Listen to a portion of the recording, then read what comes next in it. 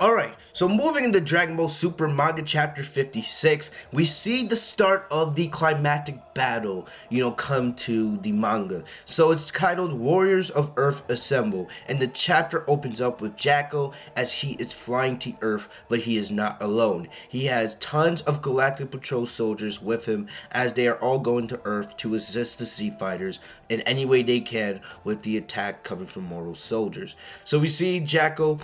He gets pushed out to the front lines, and we get an awesome looking panel of all the Z Fighters that are assembled and now members of the Galactic Patrol. We see Yamcha, Chaozu, Tien, Gohan, Piccolo, Krillin, Master Roshi, and Jacko. These are the Z Fighters that will be leading the charge for the Galactic Patrol in the battle against Moro and his army. So we haven't gotten to see Tien, Yamcha, and Chaozu in battle in a long time. The only person we've actually seen fight in Dragon Ball Super is Tien, because Tien was on Universe 7's team in the Tournament of Power. So Yamcha comments that it's finally his chance to shine, and Chaozu says that he hopes he can still fight because it's been such a long time since he was in battle. So Jacko tells all the Z Fighters and who are new recruits into the Galactic Patrol to stay sharp. And Yamcha's like, we're veterans of protecting the Earth. Why are we getting treated like rookies here? So Krillin asks Jacko, why Goku and Vegeta are not there yet. Jacko says he hasn't been able to get in contact with Vegeta, but he did send a memo over to Goku, so hopefully they'll be here before all is too late. We see Majin Buu. He returns to Dende's lookout. This is the first time he's been back on Earth since he was taken at the beginning of the arc. Buu, of course, is still asleep. And, Hercule says that if the Galactic Patrol ever tries something like that again, they will have to deal with him. So we see Dende, Asuka, and Mr. Popo looking in the sky, and they see Moro's ship as it begins to touch down into Earth's atmosphere. We also see Moro's ship, as big as it is. We see a bunch of other smaller looking ships depart from Moro's ship as well as they fly over to different corners of the Earth. Their goal here, right, is to loot all the Earth of its treasures, because Earth does have a lot of natural resources. And once they get all the goods on there, Moro plans to wait for Goku and Vegeta to defeat them so he can consume them and the entire planet's energy. So Piccolo is trying to get a sense of what's going on, and he can sense that, these bad guys of Moro are flying all over the Earth. So basically the Z Fighters come up with a plan to head off into different sections to deal with these members of Moro's gang. So Krillin goes off with Master Roshi, right? Master Roshi, after all this time, still is unable to fly, but there's a little funny moment there. We see Yamcha. He heads off with a bunch of Galactic Patrol soldiers behind him, and Tien and Chaozu go in their own direction as well. Piccolo and Gohan and Jacko decide to remain at the battlefield because their plan is to deal with 7-3 and also try to stall Moro as long as they can until Goku and Vegeta are able to get there. So we see Yamba. He's already, beating the crap out of some poor soldiers, and we see Krillin attack Yamba from behind. Yamba's easily able to attack the attack. So Krillin and Yamba, we already seen them fight a little bit before, so Krillin's looking to get some payback because Yamba was able to, take care of Krillin pretty easily a couple chapters ago. We see Master Roshi. He notices the 3 female members of Moro's gang, and of course we know Master Roshi. He's known for having a lot of perverted thoughts. So Krillin asks Master Roshi. Krillin asks Master Roshi to team up with him so they can take down Yumba together. But Master Roshi gives some explanation saying that, Krillin can't always be relying on him. But this is just an excuse for Master Roshi to go deal and have some fun with the 3 ladies. So we see Shimarika. He comes out to the battlefield to confront Gohan and Piccolo, right? And first off, Piccolo is, surprised to see Shimarika, I said his name wrong. He's surprised to see Shimarika on the battlefield alone. But Shimarika's like, yeah, right. And all of a sudden, we see 7-3. He appears behind Gohan and Piccolo and grabs both of their necks, copying both their abilities. So for Piccolo, this is the second time he's had his abilities copied, and for Gohan, this is the first. So Shimarika's like, any training that you guys did in the last 2 months to prepare for this battle is totally worthless now. So as you know, 7-3 has just copied both Gohan and Piccolo. And the thing about it is, he copies a person as they are. So he's not, copying the same Piccolo he faced 2 months ago. He's copying Piccolo that's trained for the last 2 months to prepare for this battle. So we see 7-3, he flies over to a mountain. He performs Piccolo's special beam cannon, but Gohan and Piccolo are prepared. So we see Gohan, he steps in front of Piccolo as Piccolo begins to charge up a special beam cannon of his own. So Gohan has an energy shield, and he's able to use the shield to keep 7-3's attack from hitting. And then at that moment, we see Piccolo, he fires a special beam cannon of his own, and he uses the shield to get the advantage on 7-3. We see that the damage of Piccolo's special beam cannon and the explosion that it creates is so large that, Tien, Chaozu, Yamcha, Krillin, and Master Roshi are all able to see Piccolo's special beam cannon as it flies across the sky in the earth. So we see 7-3, his whole entire left side of his body is pretty much destroyed, but because he has Piccolo's abilities copied, he's able to regenerate. But Gohan and Piccolo are still pretty confident because they were prepared to get their abilities copied. That was the main point of their training, learning how to deal with 7-3, knowing that they were most likely going to get their abilities copied anyway. So we see 7-3, he switches over to using Gohan's power, and he uses a Ki Blast and fires it at Gohan and Piccolo. Then he starts throwing multiple Ki Blast barrages at the two warriors. So we see Gohan and Piccolo as, they're dodging the Ki Blast. What Piccolo does, he fires off mini Ki Blasts on his own, so Gohan can use them basically as a step ladder to make it easier to dodge. So Piccolo continues to fire off these little Ki Blasts, and Gohan is able to get closer and closer to 7-3. So once he gets close enough to 7-3, he hits 7-3 with a massive left hand that sends 7-3 into the water. So Jackal, gives Gohan and Piccolo adoration for their good combo moves, and we've always known that Gohan and Piccolo have been a very good duo. We've seen this in the Tournament of Power, we're seeing it now, and we've seen it also in the past throughout Dragon Ball. So we transition to a city where Yamcha is fighting, right? And Yamcha is, surprisingly, he's having his way with these Galactic Patrolmen, or not the Galactic Patrolmen, these moral convicts, right? And basically, one of the convicts says, "Damn it all, you looked so weak." But the thing about it is, Yamcha says that he is one of the 3 strongest Earthlings around. The validity of that quote from Yamcha can be called into question, but at least here, Yamcha is doing a good job taking care of these galactic convicts. So basically, Yamcha senses more convicts in another area, and he tells the Galactic Patrol to round these people up so they can be brought back to prison. And Yamcha flies off to go fight more baddies. So we go back to the main battlefield, and we see Piccolo and Gohan. They are charging up a special beam cannon and Masenko combo move. So they fire it off at 7-3, and we see 7-3 is unable to dodge. He's unable to deal with the combo moves of Gohan and Piccolo, even though he has their abilities copied. So we see once again, we see a part of 7-3's body gets pretty heavily damaged, and he starts trying to regenerate himself.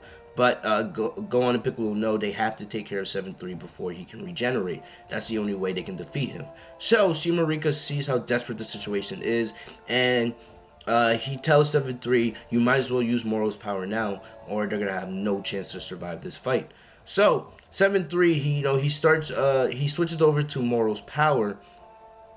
And as he, puts his hand out to try to start absorbing Gohan and Piccolo's energy like he did before, all of a sudden we see 2 new individuals arrive to the battlefield. And it's revealed to be Android 17 and Android 18, right? We just saw 17 and 18 in the Tournament of Power, and it's good to see them back in the fight here, the fight against Moro and his army. So Basically, 17 asks Piccolo, "Are you sure? You need us? These guys seem pretty weak." Uh, but Piccolo says, "Yeah, the reason why we need you here is because you guys don't have energy.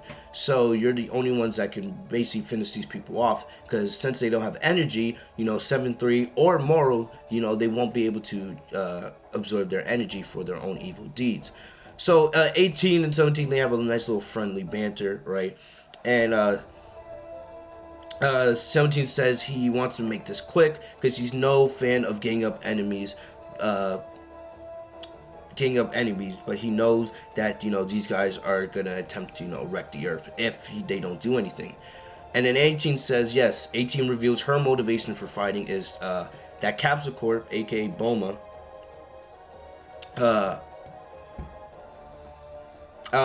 18 reveals that Bulma offered up a large amount of money if they decide to help out with the Battle of Moro. So 18, she's a prize fighter. She's legit a prize fighter. She only fights for prizes.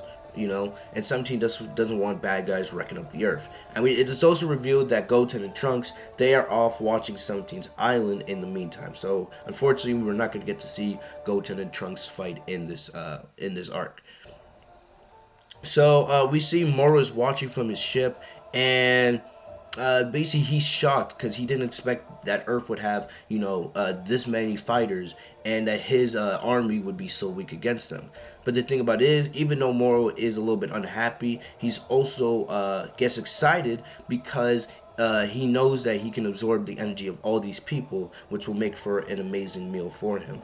So we then transition to Vegeta at the end of the chapter. Vegeta is trying to finish off his training with Elder Pybra. Elder Pybra stops Vegeta to tell him that the Earth's battle has begun. But Vegeta, right, more character development for Vegeta. Vegeta states that he's not leaving until he masters the technique that he can use to defeat Moro. So he says there's still time, and let's get back to learning this technique. So Vegeta in Dragon Ball Z would have just rushed off to the battlefield. But here we see Vegeta having a lot of patience, willing to leave the Earth be until he's ready to master the technique. Plus, he could sense that Earth is not really in danger yet because Moro hasn't started fighting. And then the chapter ends with Goku. He's asking some aliens which direction the Earth is. So moving on into chapter 57. In chapter 57, we start by getting a cool little visual of all the battles that are taking place across the Earth, right? As the chapter is called Battles Abound. We see 17, 18, Gohan, Piccolo, and Jackal prepare to go up against Shibarika and 7-3. We see Krillin going up against Yumba, Master Roshi going up against the three females, Tien's going up against a very similar individual that looks like Magetta. If you guys remember, Magetta was like the Metal Man from Universe 6 in the Universe 6, Universe 7 tournament. And we see we see Yamcha. He's fighting off against another one of Moro's goons. So the chapter starts off with Bulma, right? All of the side characters are, have gathered on Dende's lookout. So we see from the Ox King to Chi-Chi, right? We see Asuka, Dende, all Oolong, Bulma, all of them are there, and the Bulma has set up monitors so that they can all watch the battles and be able to stay safe at the same time. So we see, Chi-Chi, she's looking for the monitor that's showing Gohan's battle, but, she gets a little disappointed when she sees the monitor she's looking at is showing Krillin. So we see Krillin, right, he's fighting Yumba, and he sends, a bunch of Destructo Discs, his signature move, flying at Yumba. But Yumba, being able to turn around like a tornado, right, is able to, kind of ricochet off all of the Destructo Discs. We see that Yumba starts taking control of the fight and starts knocking Krillin around all over the place. And as we see, after Krillin gets knocked down, Yumba is confident, but we see that Krillin lifts a hand up into the air and he fires off a Destructo Disc at Yumba. So we see the Destructo Disc cuts off a part of Yumba's face, and Krillin gets off from the crater even though he's heavily damaged. So then we see Krillin has more destructo discs in hand, and they start flying at Yuma. Yuma once again flies into the sky hoping to dodge them, and we see here that the destructo discs come flying at Krillin. So Yuma's like pathetic, right? You're gonna get killed by your own move. But we see Krillin uses the after image technique and is able to fool Yuma. Krillin's able to get behind Yuma, and then he fires off a Kamehameha from behind. So Krillin actually getting a big dub here. I actually love this a lot, man, because I feel like Krillin gets done dirty too many times, but it's really good to see Krillin get a victory here. So as Krillin is celebrating his victory, he hears from behind, the three girls that Master Roshi went off to fight. They're screaming because Master Roshi is, of course, acting perverted. So Krillin flies over to the battlefield, and Roshi says that he's found himself some tough opponents, and he says that that these opponents won't let him grope him, but he sees that he's letting his perverted side out, and he says instead his attacks aren't working.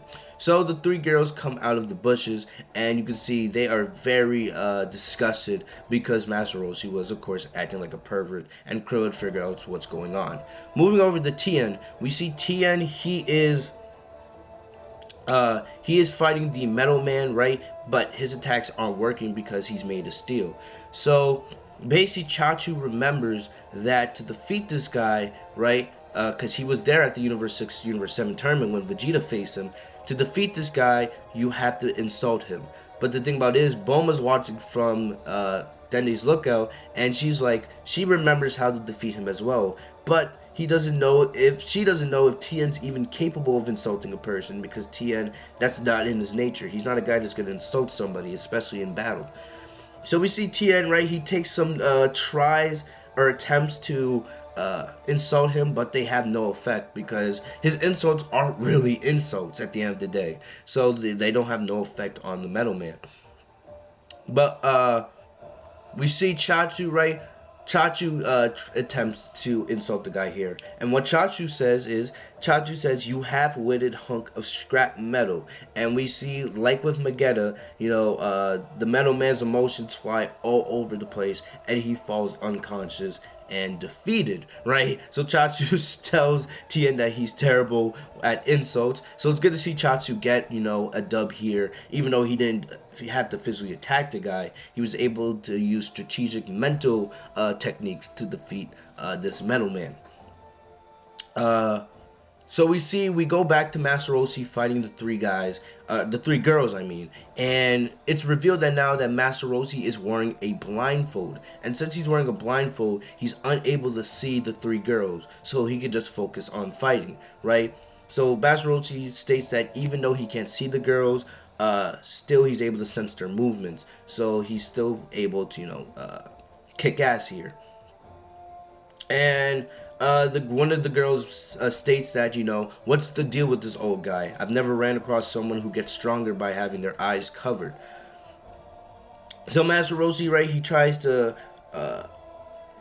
inspire the girls to go back to the prison, but the girls are like, no way, they're going back to the Slammers. So all of a sudden, we go back to Oolong, who's watching the fight, and he gets really concerned. He says, something's real bad is happening on the battlefield, and that those three, lady convicts have fused. So we look ahead and we see all three of the girls have fused into this massive figure, right? She's very ugly, of course, but they fuse, and of course that they've gotten a lot powerful. So Master Roshi's like, that's not cute at all, as he takes off his blindfold. So now he can fight without being blindfolded because this girl has turned herself into, just a fat bitch. That's a simple way to put it, right? So with one kick, Master Roshi gets sent flying by this female, and she gets sent through the woods. Krillin, who's already pretty weakened from his battle with Yuma, is now struggling against her as well. We also see the other Z fighters are starting to struggle. Yamcha is fighting another individual from Moro's convicts, and he's having trouble because this guy's much stronger than the normal convicts Yamcha had been fighting earlier. We also see that Moro and Sergambo, you're right, their ship starts lowering deeper into the battlefield, and we actually see Moro and Sergambo jump off the ship into the battle. As they are doing this, we see 17 and 18, they're fighting Shimo Rika and 7-3, and of course because 17 and 18 don't have ki, 7-3 is unable to absorb their energy. So we see 17 pulls off a cool move. He does a ki blast with his hands, but he uses the ki blast to gain momentum, and he hits 7-3 with a huge kick. So at this point, 7-3 is pretty much defeated. But as 7-3 is about to hit a rock, we see that Moro finally makes his appearance on the battlefield, and he has a 7-3 by the head. So for many of the the Z fighters, other than Jackal, this is their first time actually getting to see Moro face to face, and right away they notice that Moro has terrifying energy within him. So Moro states, Moro gets a little disappointed in 7-3 that he once again had to go recklessly using his power, and Moro tells 7-3, you can't go dying on me yet. I may require using your body again later on. So Moro tells Shimo Rika to take 7-3 back to the spaceship so that he can recover. So Shimo Rika flies away with 7-3. 17's like, are we sure we want to leave 7-3 alone and let him go and heal himself? But Piccolo and Gohan are more focused on Moro and his terrifying energy. So Moro comments about how Goku and Vegeta are still not here, but Gohan steps up and says that his dad and Vegeta are still finishing off their training, and they will be back on Earth any second now to take him out. So Moro says okay, and usually a villain would be disappointed that the main their opponent isn't, the strongest foe isn't there yet, but Moro is in high spirits because he believes he's had good fortune on coming to this planet and finding all this energy, and he's excited to consume all of the energy from the Z fighters and the rest of the planet so that he can have the best meal he's had in years. So it looks like Moro is preparing to head into battle, but we see Sergambo offers himself up. Sergambo wants to be the one to take out the Z fighters, and Moro's like, alright, fine. And what Moro does, Moro takes his finger and he gives a bunch of his energy to Sergambo, and we see Sergambo, he grows incredibly stronger, so strong that his muscles grow, and the Galactic Prison outfit he was wearing rips in half. So Gohan mentions that Sergambo just got a lot stronger thanks to Moro, and we see Sergambo, he flies at the Z fighters, right? 17 is able to block Sergambo's punch, but still Sergambo is very strong, so he's not able to get away from Sergambo that easily. Sergambo is basically like a steel rock. So 18 comes in to try to help her brother. We also see Piccolo, Gohan, and Jackal. They all fly in trying to pull Sergambo away from 17. But Sergambo is so strong thanks to Moro's energy that anything Gohan and Piccolo try doesn't work. And we see Sergambo lets out a shout, and he's able to basically blow a lot of the Z fighters away. He also grabs both Gohan and 17 by the head and slams both of them into the ground. And Piccolo mentions like this can't be, there's no way this can be happening because they still have more to contend with. Sergambo is this strong and he's causing them this much trouble. And the thing about it is, even if they're able to defeat Sergambo somehow, they still have to deal with Moro. We also go back to where Tien is. Tien arrives to where Yamcha had been fighting one of the galactic convicts, and he saves Yamcha, who's having a lot of trouble.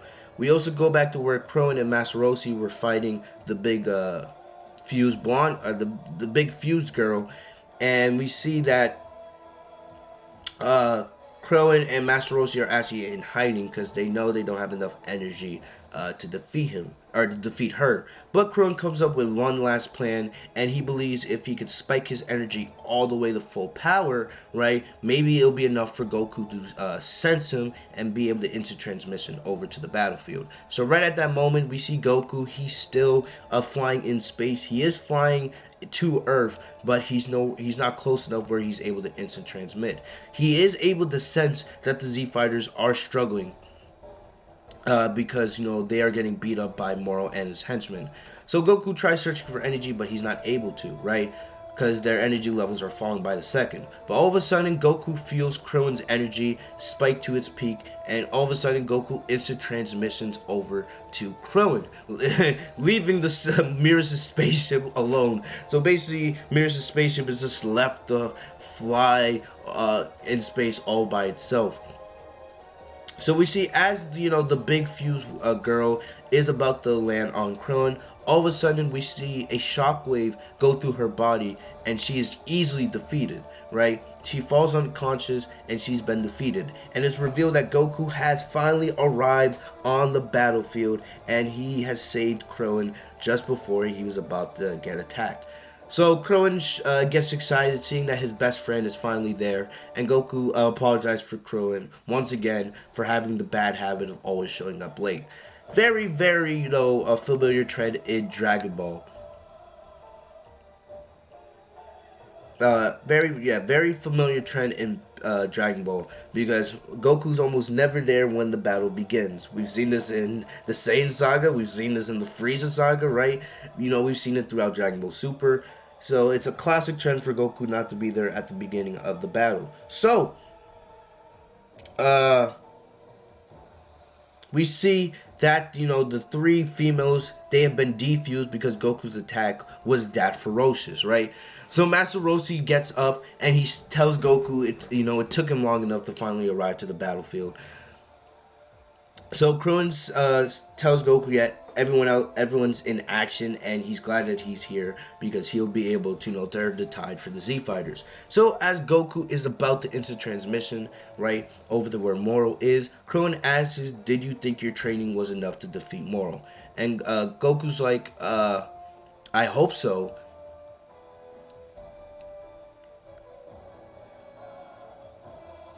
But Goku says, "I hope so." But Goku does believe his training was successful. That's what his training was all about. So, Krillin, remember, Krillin has not yet met Moro, right? He's just heard of the Moro guy. So, Krillin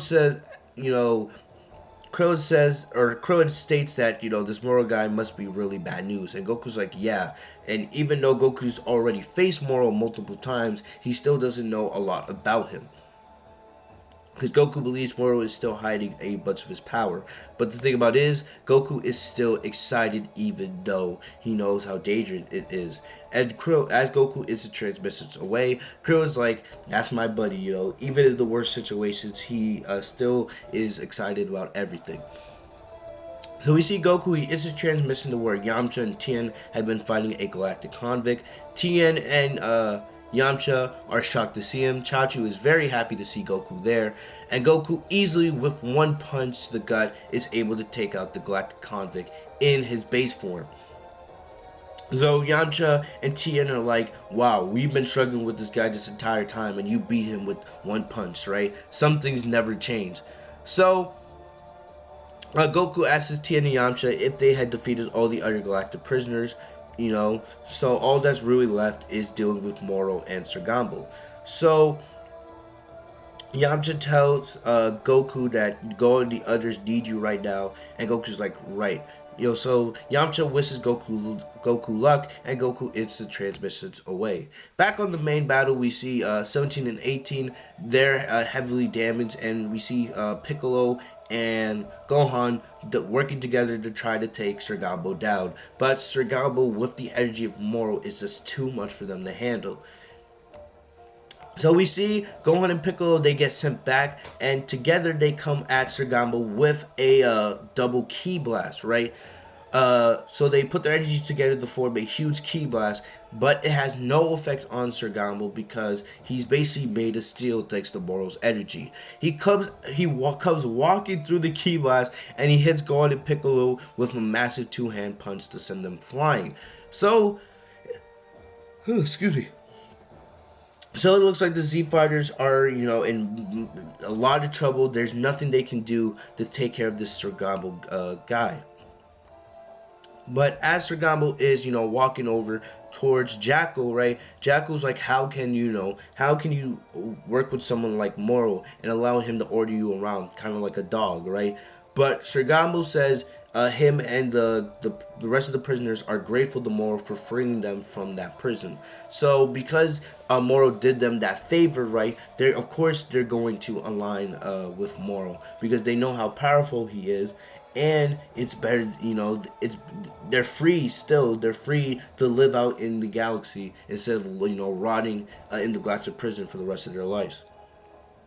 So as we see Sir Gamble is about to attack Jackal, all of a sudden we see Sir Gamble, he gets sent flying around the battlefield. And Sir Gamble is asking, who's there, right? Who kicked him? And Piccolo and Gohan have no idea what's going on. So we continue to see Sir Gamble, he gets hits with attacks left and right. And it's like, so an invisible guy is attacking Sir Gamble. So now Moro is like, wait, what's going on?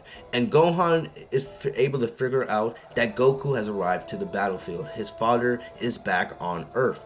So Jackal is surprised that Piccolo and Gohan can't see Goku attacking. Jackal reveals that Goku is fighting while zipping around at super duper hyper speed. So Jackal reveals that even though he's not strong like the other Z fighters, the best, the number one thing he has is his eyes and being able to use them. So Moro gets excited because one of the Z fighters, Moro gets excited because he knows that one of the two individuals have finally arrived here, and Goku tells Son Goku to come out and stop fighting in the shadows. So all of a sudden Sir Gamble gets sent flying over to Moro, but Moro shoots an energy blast that sends Sir Gamble flying. So then all of a sudden we see Sir Gamble go flying. But the thing about it is, Moro was not attacking Sir Gamble. He was actually giving him energy, which you guys will see here in just a moment. So Goku appears right behind Moro, and Goku states that he was hoping to beat Moro right away as well, but he can tell that it will not be that simple. Gohan and Piccolo get very excited to see that Goku has finally arrived to the battlefield, right? Classic Dragon Ball. Everyone gets excited when Goku arrives. This happens all the time. And Moro can tell right away that Goku is far stronger than where he was when they first met.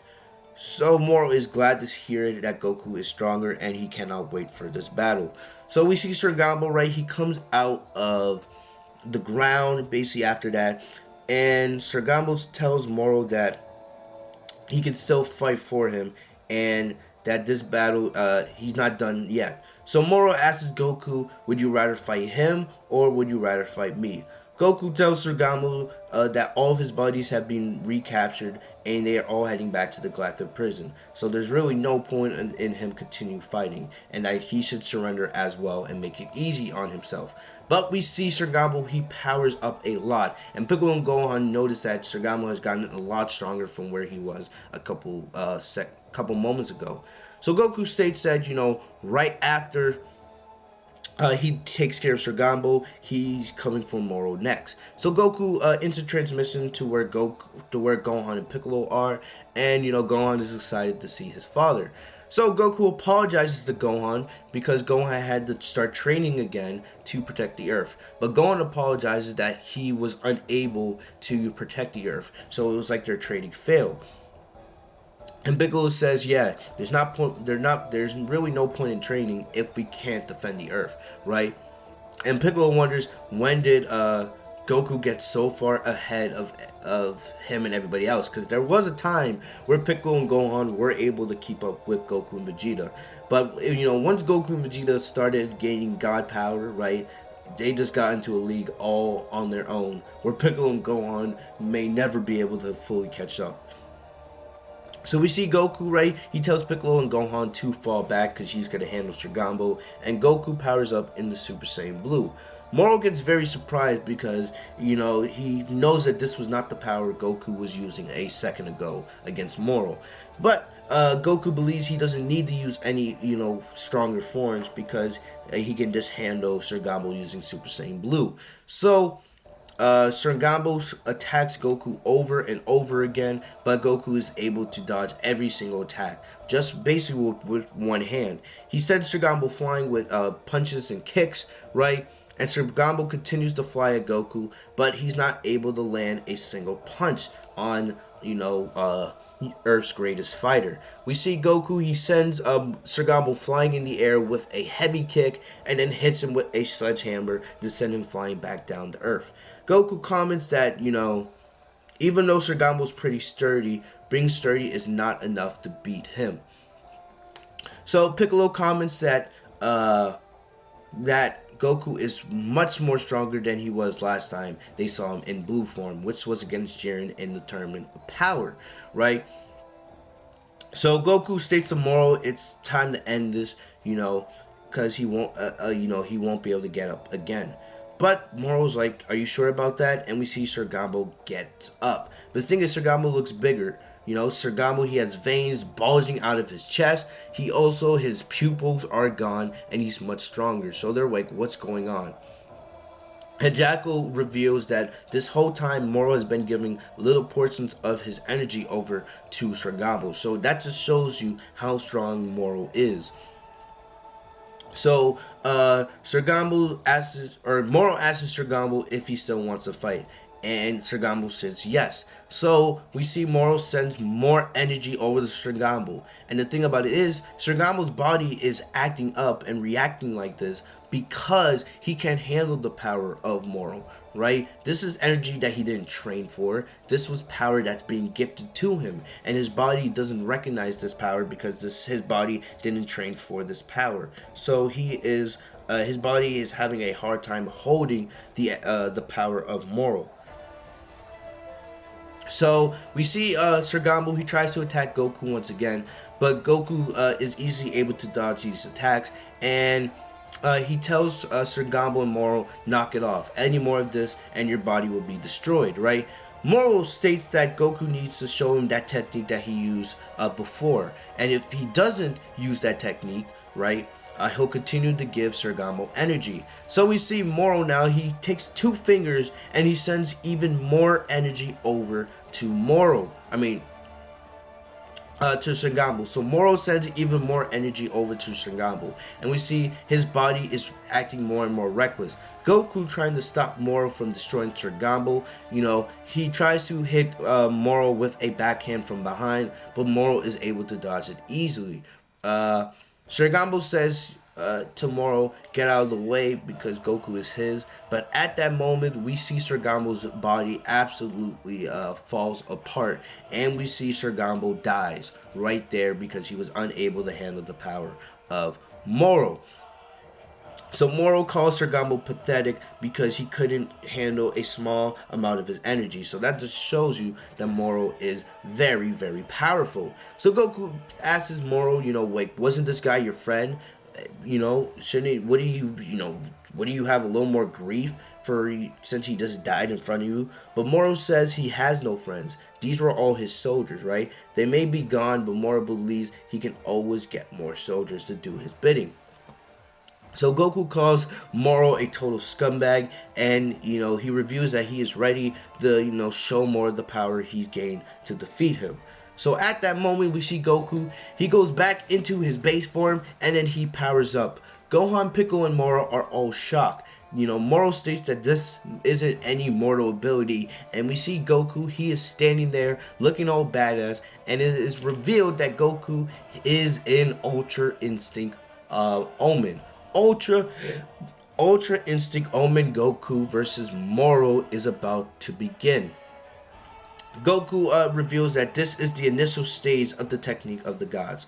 Ultra Instinct Sign, Ultra Instinct Omen, it doesn't really matter. It's the same thing at the end of the day.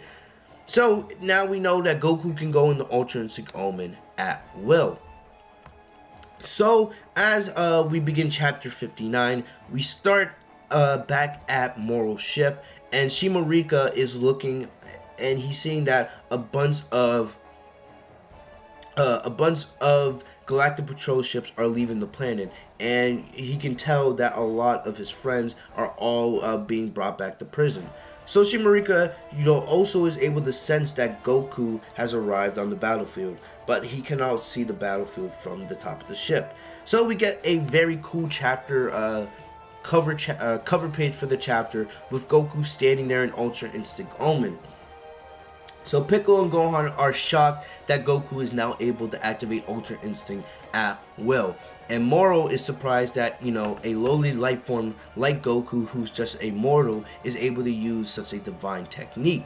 So Goku gets into his stance and he's like, let's stop wasting time. Let's do this, Moro. So Piccolo states as Goku gets ready to attack Moro, Piccolo states that the fate of the Earth, he says that the fate of the universe is riding on this fight. So we see Goku, he fires off a shockwave attack that hits Moro in his shoulder blades, right? So then we see Goku with these beautiful shockwave attacks, where he's not even, directly hitting Moro. He's just firing them from a distance. We see Moro gets a little pissed off, and he puts his guard up. So Jackal reveals that Goku is attacking using Air Blast. He's whipping his fist really fast to fire Air Blast into the air. So Moro calls this a pesky attack, and we see Moro fire some Ki Blast at Goku, which Goku is able to dodge easily. We see Goku then he flies into the air, and he's easily able to dodge Moro's Ki Blast, and he comes flying directly at Moro. Then he comes up flying at Moro, hits him with a left hand, which Moro is able to guard easily. Goku then flips over behind Moro and, tries to hit Moro with a left leg. So Moro is struggling here because he is surprised at the nature of Goku's attacks. He's surprised that, Goku is this powerful, and he's having trouble, with the elusive movement of Ultra Instinct. So what Moro does, Moro uses some of his magic abilities, right, to hold Goku in place so Goku cannot move.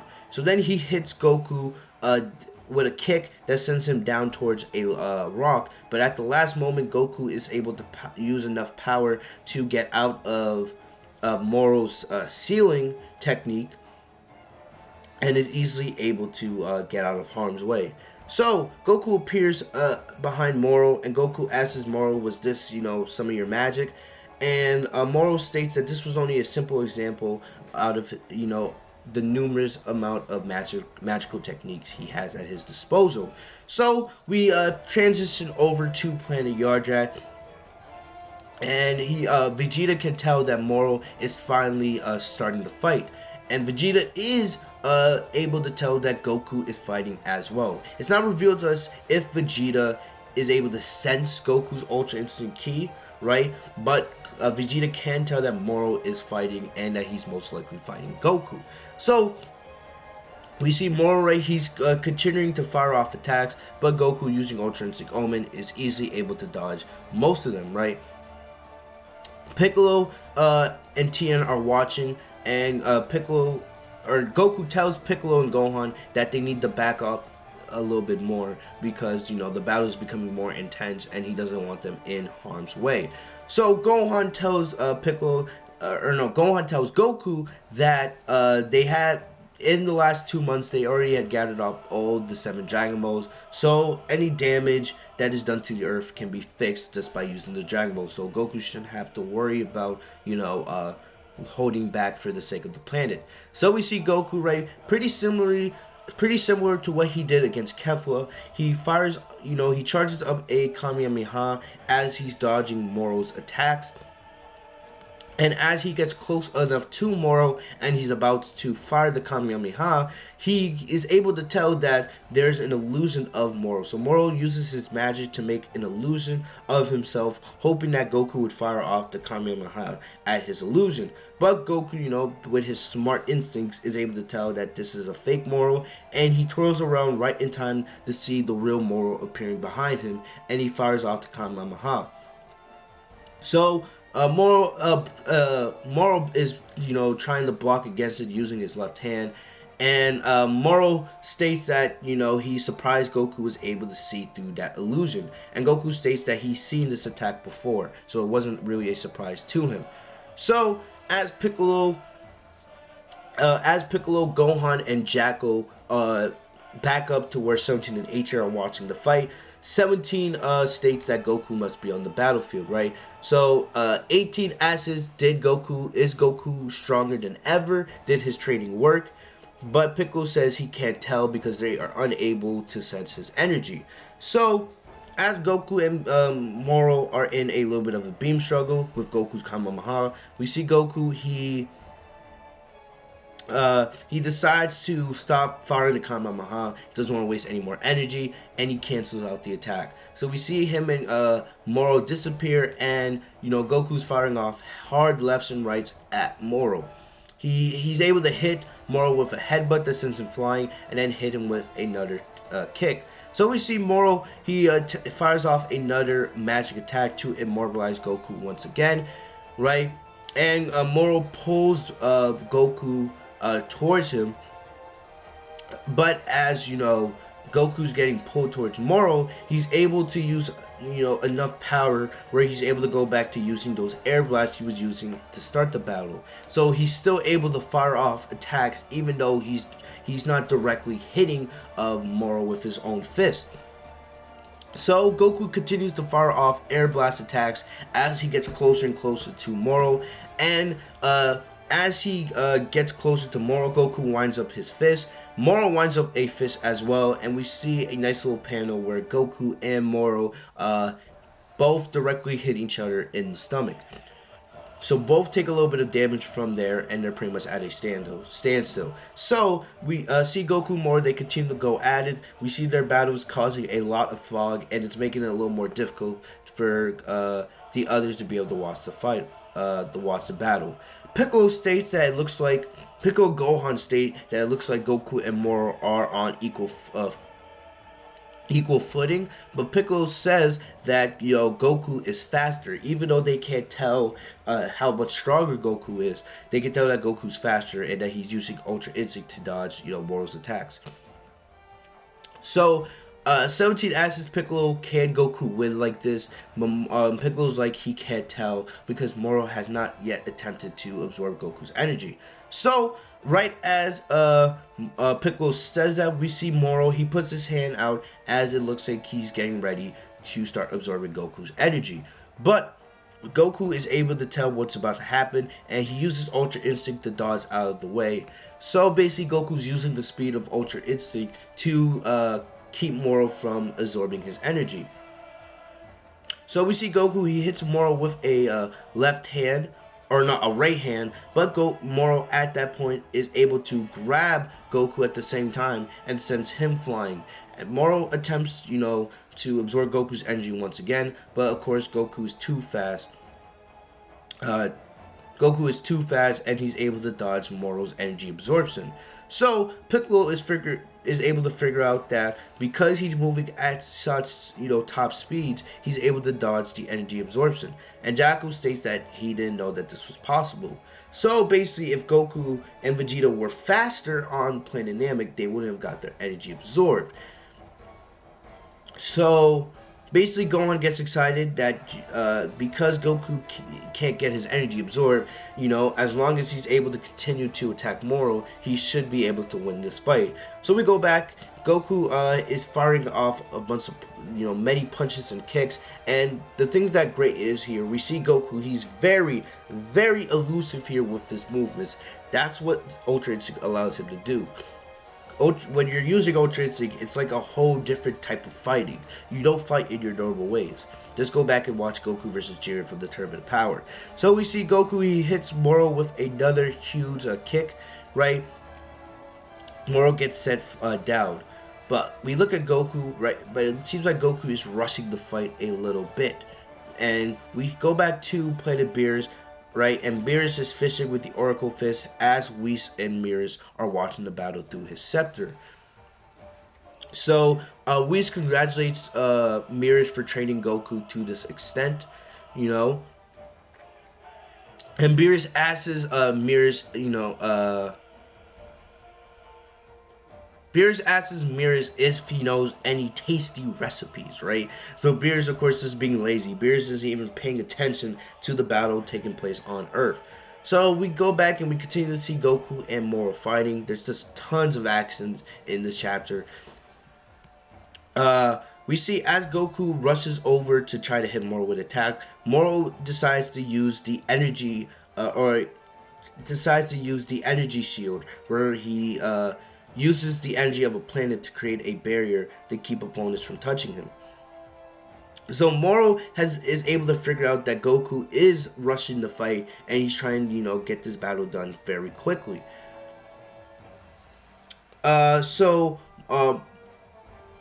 Moro states that Goku believes that he's found a way around his energy absorption, but he's made a huge miscalculation in the process. Moro reveals that he only consumes energy to fill his stomach. Weakening his opponents and strengthening himself are only side effects, not the primary goal. So Moro only consumes planets and consumes energy because he's hungry, right? And it fills him up when he, you know, consumes energy. Him getting stronger and his opponents getting weaker is just side effects, and it just helps him out in the long run. So Moro tells Goku that he will devour Goku's energy after he's been defeated. So Moro tells Goku he's not going to use any more energy absorption on Goku until he's defeated. But Goku's like, how are you going to defeat me? You know, I'm too fast and too powerful for you. But all of a sudden, Piccolo is concerned because he has just figured out that Moro has not been fighting at full power throughout this fight. So we see Moro power up, and Goku is shocked to see how much stronger Moro has gotten. So it's presumed that Moro is now at full power. And Moro has gotten a lot stronger because he's consumed countless planets since their last encounter. And you guys gotta remember, a couple months has passed since Goku and Vegeta encountered Moro back on New Namek. So during that time, as Moro has been devouring, you know, planets, he's gotten a whole lot stronger. So Gohan and Piccolo mention that, you know, this energy is very terrifying, and they are concerned for Goku. So Moro lets off a ki blast. Goku is able to dodge the attack easily, but all of a sudden Moro appears behind Goku, and he puts Goku in the rear naked choke, right, choking him out. So Moro has been able to figure out Goku's weakness using Ultra Instinct Omen. So basically Moro states that now he understands why Goku didn't use this form during the fight against Sir Gamble. The reason is because Goku can't maintain Ultra Instinct Omen for long, because the weakness of Ultra Instinct Omen is that it destabilizes your energy and your stamina gets consumed at a very fast rate. So as Moro explains this to Goku, right, Goku does go back into his base form because Moro squeezes him out of Ultra Instinct. Then he throws Goku into a rock. So Whis asks Beerus if Goku was only able to, you know, achieve Ultra Instinct Sign during their training, right? And Beerus says yes, Goku was never able to activate Ultra Instinct Silver, you know, Master Ultra Instinct during their training. So Whis says this is not good. Whis explains that Ultra Instinct Omen serves as a gateway to Master Ultra Instinct, but it isn't stable. Maintaining that instability consumes a bunch of stamina.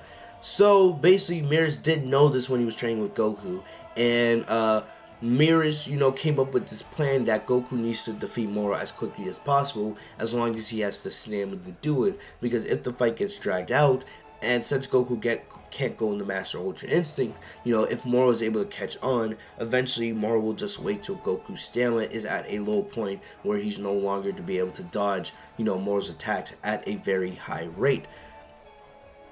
So Goku, he comes out of the rock. He's a little battle damaged, but he's still confident, right?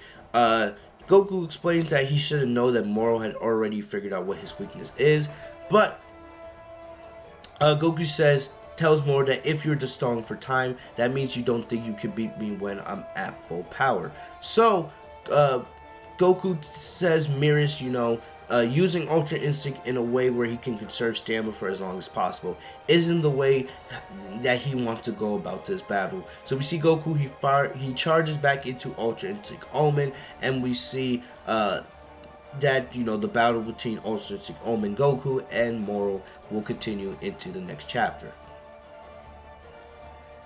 So we head into Dragon Ball Super Manga chapter 60, and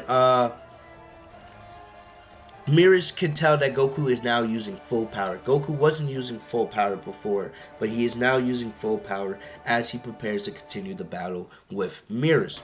Or not Beerus, with Moro. So Whis is able to notice that Goku is changing his strategy and he's no longer conserving his energy. He's going full power to try to defeat Moro as soon as possible. So we get a beautiful, beautiful scene of Goku and Moro charging their energy up as they are both charging themselves up to full power. This reminds me a lot of, Goku versus Cell from back in the Cell games. So we see Goku's and Moro's energy is so large, it's causing the entire Earth to shake, right? And Gohan, Gohan comments on how, their auras are so powerful, they're clashing up against one another. And we see Piccolo states that neither one is backing down. All of a sudden, we see Goku and Moro, they start walking towards each other. And because they're so strong, they're not able to just fly at each other, right? They have to legit walk towards each other slowly. So then we see Goku and Moro, right? They get up to each other and they decide to clash. So Goku, right? Goku at that moment, he screams and he lets off a bunch of energy that actually sends Moro back. So we see Moro, right? He charges up an energy ball. Goku comes flying at him and he kicks the energy ball away. Then Goku hits Moro with a forearm, sends him flying. Then Goku hits Moro with a huge kick to the stomach. So Goku's confident here that now that he's at full power, if he finishes this fight quickly, he can win.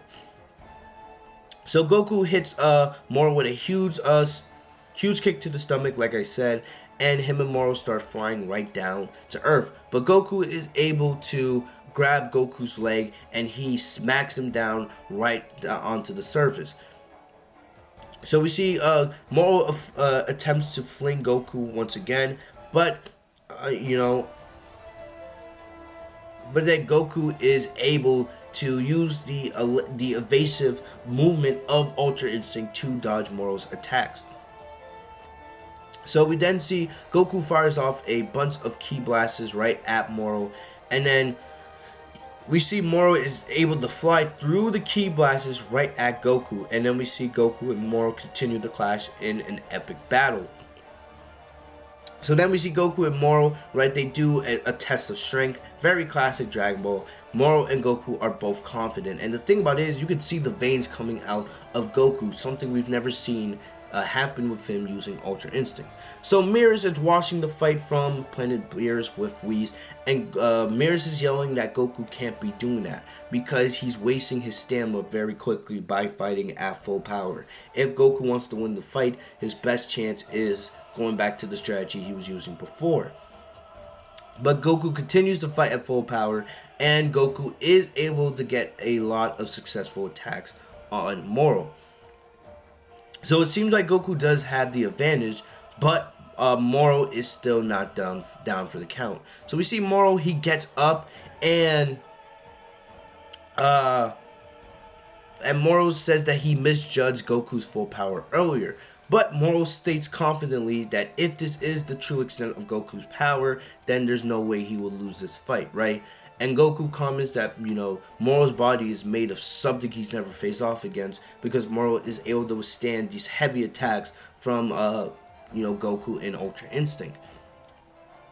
So, Whis asks Mirrors, did Moro's strength exceed his expectations? Mirrors did not expect, right? Mirrors did not expect Mirrors did not expect Moro to get this strong. So, Mirrors, speculates that Goku was able to sense that Moro had a lot of power, hiding behind him. So he had to use this gamble of going full power now, because he believes this is the only true hope he has of defeating Moro. So, Whis states that Saiyans are known to exhibit untold power when their backs are against the wall, especially Goku and Vegeta. So Whis looks up in the sky and he's wondering where Vegeta is, right? Because Vegeta was not with Goku when Vegeta went to the hyperbolic time chamber to pick Mirrors up a couple chapters ago. So we see Vegeta, he has pretty much completed his training with Elder Pybra. We don't know what technique Vegeta has learned at this point, but it is revealed that Vegeta's training was successful. So Vegeta, now knowing that, his training is complete, he looks back to see, if Earth is still okay. And Vegeta can tell that the Earth is still in one piece, and it seems like he'll make it back in time to go up against Moro. But Vegeta asks Pybra to use instant transportation to bring him back down to Earth, but Elder Pybra says that he can't. Elder Pybra says we, your Dragons, are forbidden against using instant transport.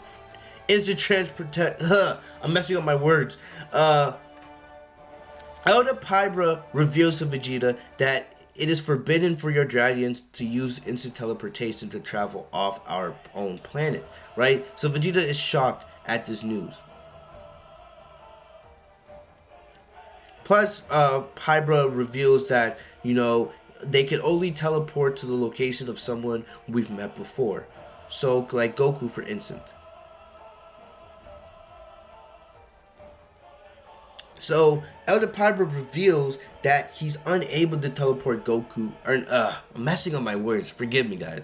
Elder Pybra reveals that he's unable to teleport Vegeta to Earth because he can only teleport somebody to a place where he's met someone before, right? And Vegeta's like, you've met Goku, right? Goku's been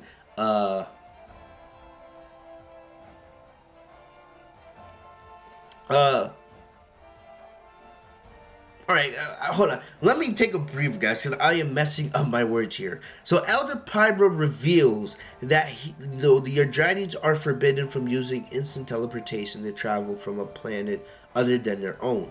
So, Elder Pybra also reveals that they can only teleport to the location of someone they met before. But Vegeta exclaims that, Pybra's met, Goku before because he's been the Planet Yarjet in the past. But the thing about it is, Elder Pybra reveals that he cannot detect Goku's energy signature. And Vegeta figures out that Goku is probably using Ultra Instinct. And that's why they can't sense that, because that can only be sensed by the gods. So Vegeta, reveals that the only way, right, way that he'll be able to get to Earth at this point is if he learns instant transmission for himself. So Elder Pybra's like, you want to learn that technique right now?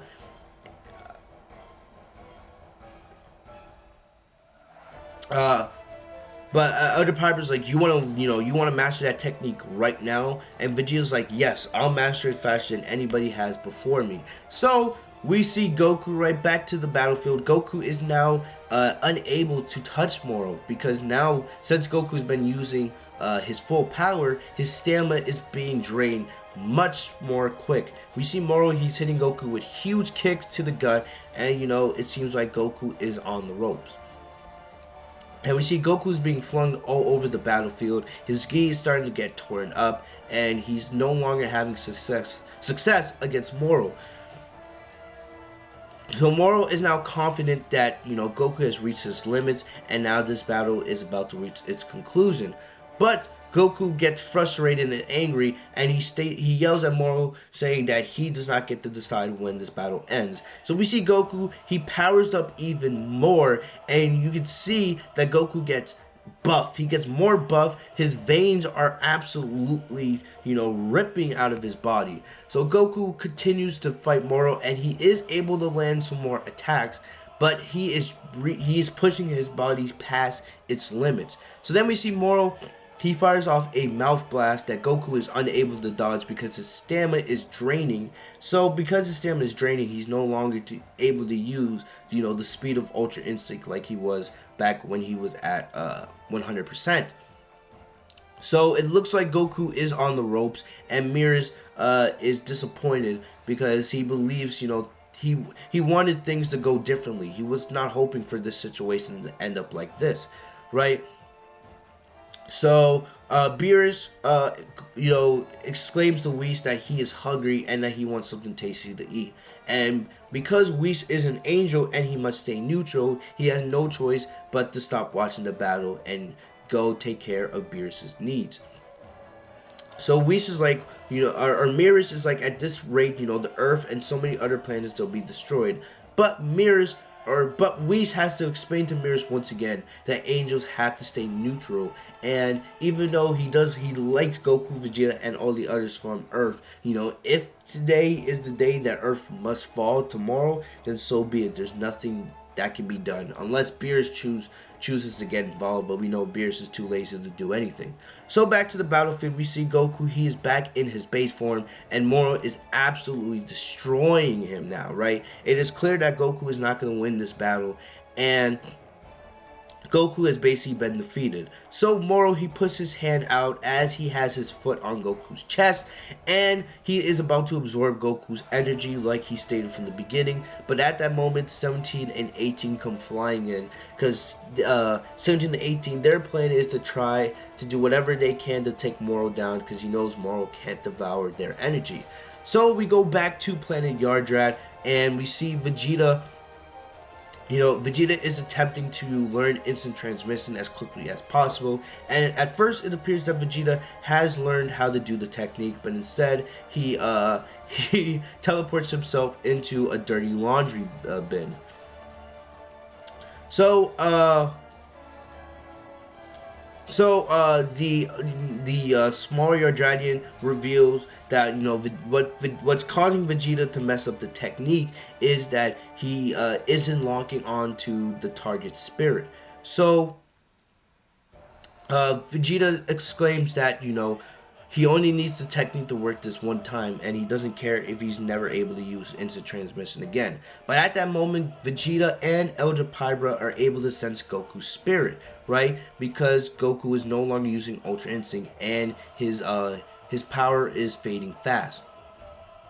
So Elder Pybra decides, since this is emerging, he'll break his own planet's rule and help Vegeta get to Earth. But Vegeta tells Pybra to stop in his tracks because he has a feeling he is able to do the move himself. So Vegeta thanks Pybra and everybody for their training, and they wish him good luck.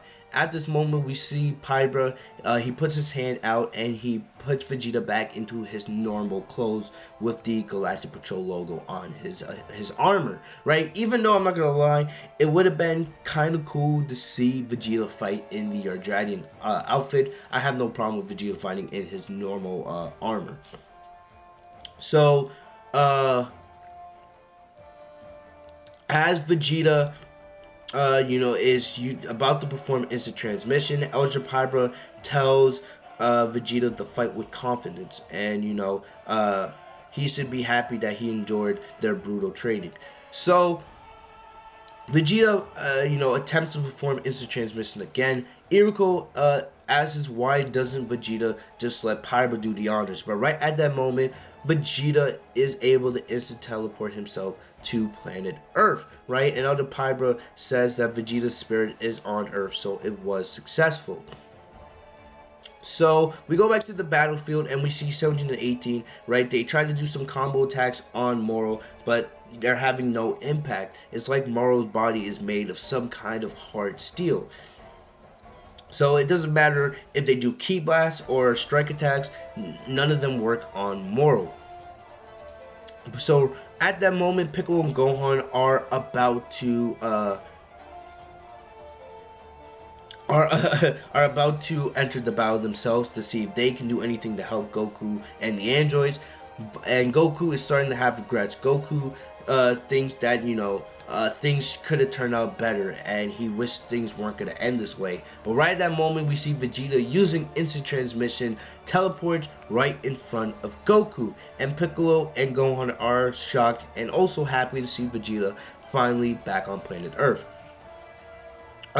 So Vegeta asks Goku why he looks pathetic, and Vegeta assumes it was because Ultra Instinct didn't work out. So Vegeta asks, or Goku asks Vegeta, mind you, did you just use instant transmission?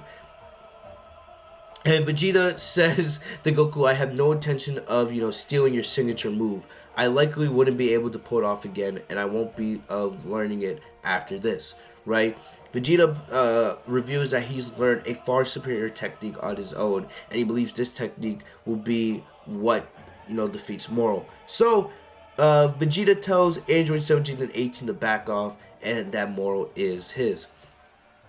So Moro, smiles and gives a smirk, similar to Vegeta here, right? And Moro is happy that Vegeta has finally arrived to the battlefield, right? And Vegeta confidently states, that Moro is having fun, playing on the weak. And Moro's like, the reason why he's on planet Earth, he's grown weary of planets that cannot provide fighters to match him. So at that moment, it seems like Goku is about to get up and try to, fight Moro again. But Vegeta's like, there's no cause for concern here. So Vegeta powers up in the Super Saiyan Blue evolution, and Vegeta states very, very confidently with his classer finger point, he says, you want someone that's stronger than you, you're looking at him. And Piccolo and Gohan comment that that's the same Super Saiyan Blue form that Vegeta used to fight Jiren at the Tournament of Power. But the thing about it is, Piccolo thinks that something is differently. And then we see Vegeta get in his stance, and the chapter ends with Vegeta flying at Moro as Vegeta vs. Moro Round 2 is about to begin. So, we head into chapter 61. This chapter is called Vegeta Reborn. And the first thing we see is Vegeta, it seems like he lands some kind of attack to Moro's Moro's torso, but he doesn't fully land the attack. But the thing about it is, it did do damage. So Moro's surprised, that he did take damage from that. And Gohan, says that, that attack had, barely any effect. So everyone's wondering, like, what's going on? Vegeta wasn't even able to touch Moro there, but it looks like Moro did take some kind of damage. So Moro does concede that Vegeta has gotten a lot more powerful, but that he's still unable to hold up against his power. But Vegeta doesn't say anything. Vegeta just keeps firing up attack after attack after attack. And Moro confidently believes that even though Vegeta has gotten more powerful, he's still the one in control of him, and he sends Vegeta flying into a rock. Alright, but Vegeta comes out of the rock, and he's still confident. He's not saying anything. He's not even choosing to answer Moro, who is continuing to, fire off insults to him. If this was Vegeta from DBZ, he would be insulting his opponent the entire time. But Vegeta is focused on the battle and not, falling into any of Moro's traps. So Gohan and Jack are asking what's happened, what's got into Vegeta. Can he not accept that Moro is stronger than him? And they have no idea, what's going on. So Vegeta is able to dodge an attack from Moro, and Goku, seems very surprised, like he just figured out something. So we see Vegeta, he's able to hit Moro with a backhand fist, and Piccolo and Gohan are shocked. They're like, what the hell is happening here, right? He was not even able to land an attack on Moro a second ago. So we see Moro, he grabs Vegeta and he slams him into the dirt, right? But Vegeta is able to come out of the dirt pretty much unscathed. So Vegeta and Moro continue the fight. Vegeta hits Moro with a huge kick to the gut, and all of a sudden you can see that energy is starting to come out from Moro's body. So all of a sudden, Moro is struggling here. It seems like Moro is slowly getting a little bit weaker. And it seems like Goku has figured out what move Vegeta has learned with the Yardradians. So Goku asks Vegeta, the move that you learned from the Yardradians is, and we get the name Force Spirit Fission, or you could call it Force Spirit Separation. So as Vegeta just tells Goku what the name of the technique is, Vegeta goes off flying right back at Moro. Alright, so Gohan states that, more of Vegeta's attacks are landing. Is Vegeta somehow getting more and more stronger as the battle continues? But Piccolo reveals that's not the case. Vegeta isn't getting stronger, but Moro is getting weaker. And all of a sudden, as Vegeta continues to land more and more attacks on Moro, all of a sudden you see more energy coming out of Moro's body. And all of a sudden you start to see a massive energy ball form in the sky. Moro gets hit with a huge kick to the gut from Vegeta, and we see Moro is losing more and more energy by the second as Vegeta lands more attacks. All the way to the point where we see Moro start aging again. If you guys remember, at the beginning of the arc, Moro was an old man, and he got stronger and stronger as he continued to absorb more energy from Goku, Vegeta, New Namek, and etc.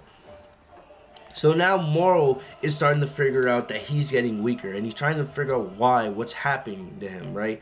And Jackal comments that Moro is slowly going back to his old self. He's getting weaker, and he's starting to, turn back into an old man. So Vegeta reveals that all that spirit energy that Moro stole, right? All he's done is legit liberated. He's freed it. So Vegeta puts his hand out, and we see that all the energy that Vegeta had, kicked out of Moro's body is being sent back over to other planets, right? Like New Namek, like Planet Zune, etc., etc. So the Yardradians who are keeping track with the battle, they can sense that the spirit energy that was stolen by Moro is being sent back to the planets where it came from. So we see Gohan and Piccolo, they check on Goku, and Piccolo asks Goku what's this new move of Vegeta's. So Goku explains that Force Spirit Fission tears apart things that were combined through fusion or absorption, right? And Goku knew of the technique, but he's never seen it in use before. So Vegeta continues to dominate Moro because Moro continues to get weaker as Vegeta continues to force the energy that Moro collected away. So Goku congratulates Vegeta for learning this technique, right? And Goku explains that this was not a move that he was able to learn with the Yardradians. So Vegeta confidently states that that even though they went under the same training while being on Planet Yardrat at different times, Vegeta states that I'm more talented than you, I'm more of a prodigy, and that victory is his this time around. But I gotta throw this comment in here, right? If Vegeta's so much of a prodigy, why hasn't he gained Ultra Instinct yet, right? I know Vegeta did say he wanted to go down his own path, but let's be honest, Vegeta, man. Why haven't you gained the power of Ultra Instinct yet, if you're so powerful? If you're so much of this prodigy like you say. Anyway, whatever. We see Moro, he flies out of the dirt, and he's very angry. He continues to fire off attacks at Vegeta, but Vegeta clearly has the advantage here as Moro gets weaker and weaker, and we see Moro lose more and more energy as Vegeta continues using Force Spirit Fission. So Vegeta, as the battle states, Vegeta states that all he cares about is a fair fight. He's not a big fan of absorption and fusion and all that other stuff because it doesn't reflect one's true power. Right? Vegeta's always been a guy that just wants to square up and fight. Goku is also the same way. That's one of the reasons why they don't really like using fusion. So Vegeta tells Moro, right, to stop stealing energy from other people and just fight with his own strength that he earned for himself. So we continue to see Moro get older and older. You guys can tell because wrinkles start showing up on his body, and his beard is growing a little bit. So we go back to Planet Yardrat as we see more and more energy being sent across the universe because Vegeta is sending this energy back to where it came from.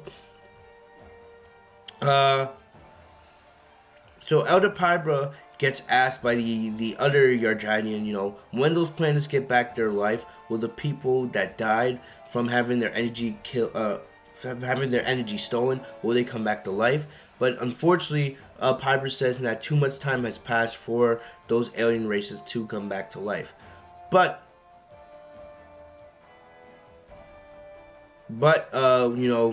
for tribes with potent life force, they should be able to come out. So if you get your energy stolen, right? If Moro stole your energy and a short amount of time has passed since he's done that, and you get the energy brought back to you, you can be brought back to life. But most of the planets that Moro consumed, it's already been too long since those people died on the planet. So even though the energy is returning to their bodies, they will unfortunately not be able to come back to life.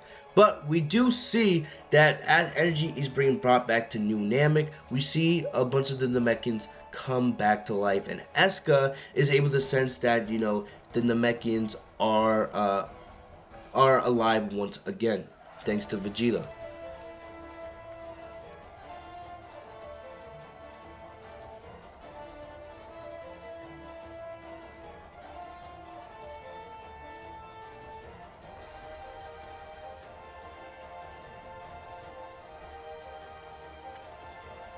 So we go back to the battlefield and we see Vegeta continuing to fight Moro. He's hitting him with kicks and all these other stuff. And Vegeta states that Moro's going to return every single bit of energy you've stolen since your little prison break.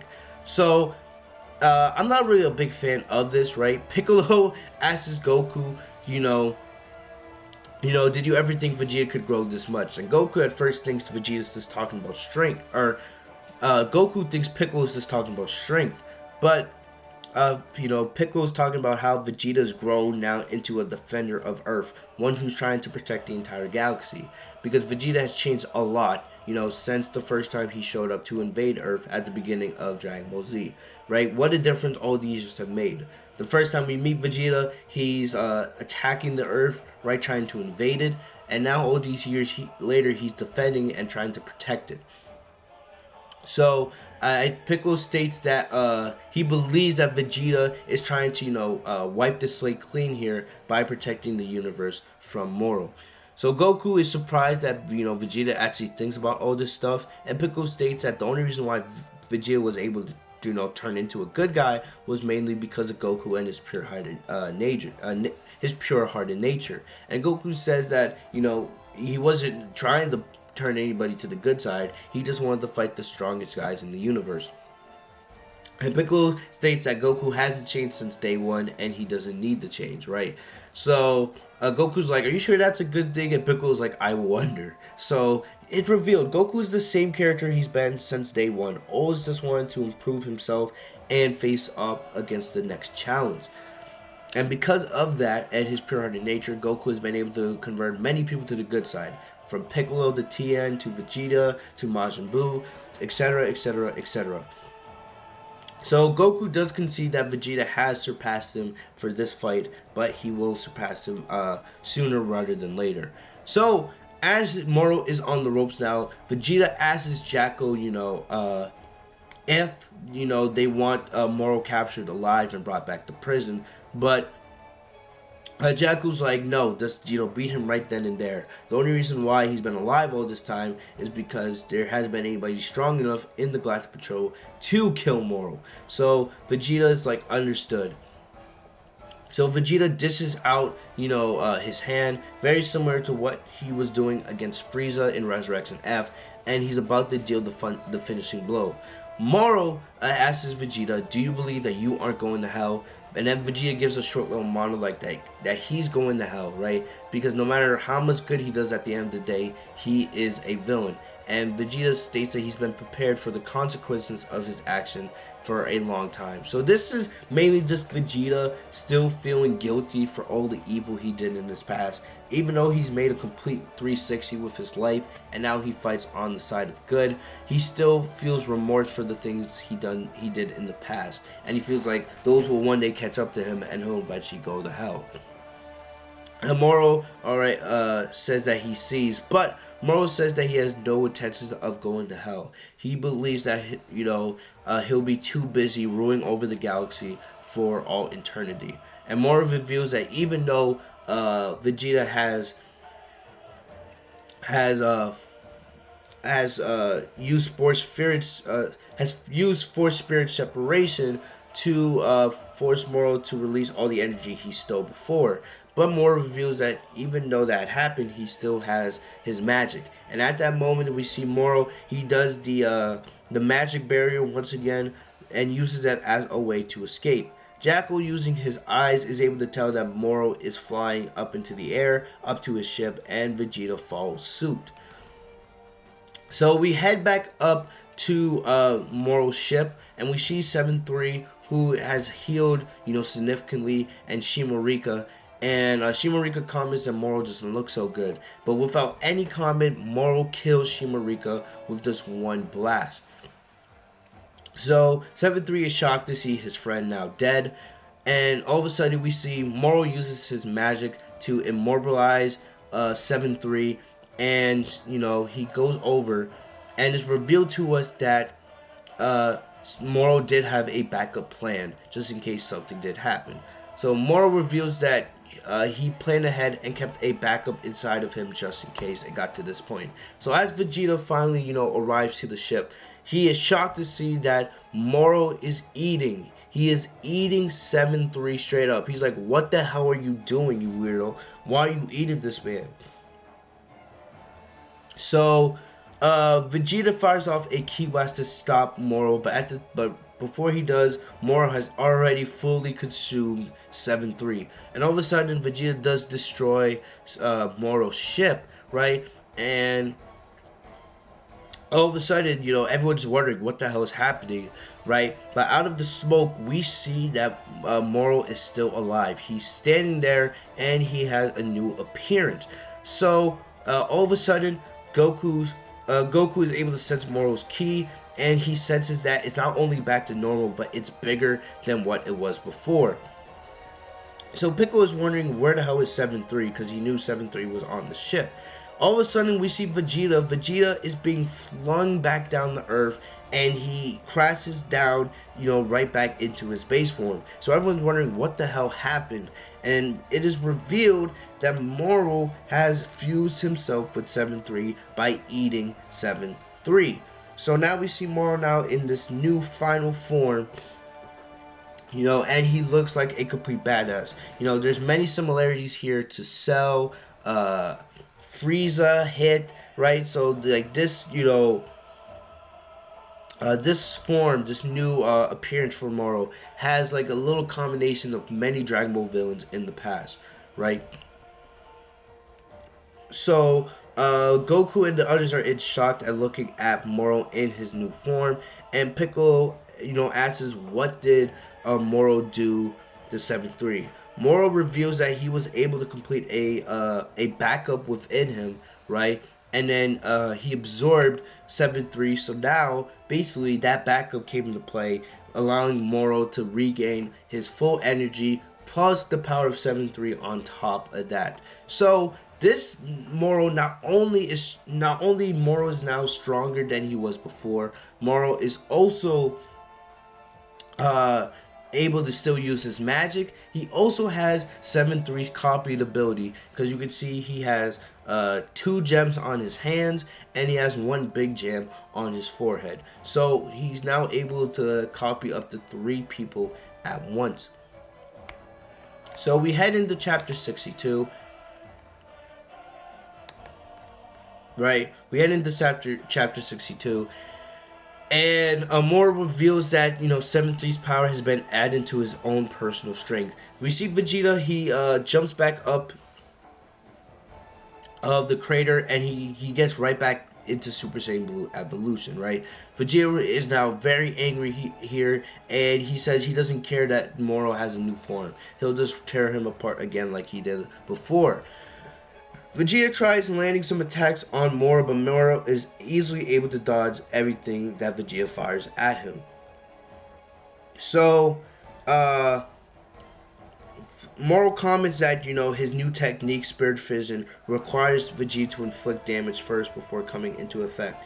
So, Moro knows that as long as Vegeta can't touch him, he won't be able to use Force Spirit Fission. But Piccolo comes up with the idea that, that since Moro probably absorbed 7-3's abilities, he'll only be able to hold on to them for 30 minutes since Gohan and Piccolo have experience with 7-3.